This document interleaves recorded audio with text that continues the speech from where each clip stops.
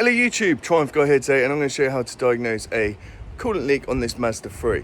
Now, you are going to need a part, and it's about £30. I'll put an affiliate link in the comments. So if you do purchase it, it won't be any extra cost for yourself, but it will earn me a slight bit of commission. I use this kit all the time, and it's really good. So let me show you how it works. So here's the kit, loads of different nozzles, and you've got a manual pump there as well. What you're going to do is find the same size as your filler cap. As you can see, pretty empty in there. So we're going to put that on there, and I'll just show you the remainder of the task. Turns out it's the pink size on this one.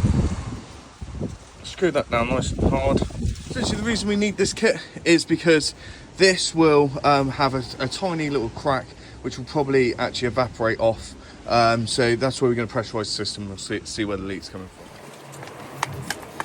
So we're just going to pump it and see if we can actually get any pressure in. If we can't get any pressure in, then we know that the leak's quite substantial, and all we're going to aim for is 15 psi, okay, or 1 bar. That's all we need for this coolant system. And then once we're up there, we're just going to leave it set for 15 minutes and see how much coolant is lost. So we're just going to wait now.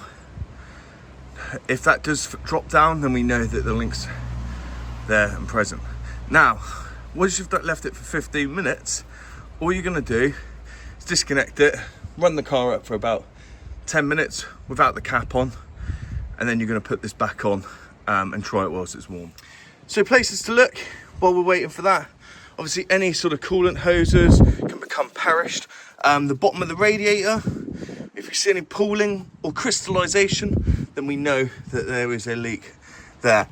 And we're also going to be looking at any other sort of components where we can see coolant hoses coming off. Another thing I like to do, as you can see we are losing pressure, is open this up and see if we rapidly lose pressure.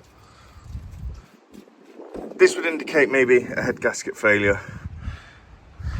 But as you can see, it's dropping, but it didn't drop significant when that was released. And one final check is just open up that panel there, find the heater core and see if there's any coolant around the footwells, which will mean that your heater cool's there. So I found the leak just down there. You can see that is absolutely chucking it out. So that would indicate to me that this car needs a radiator. So thanks very much for watching. Please like and subscribe. And if you've got any questions, put them in the comments.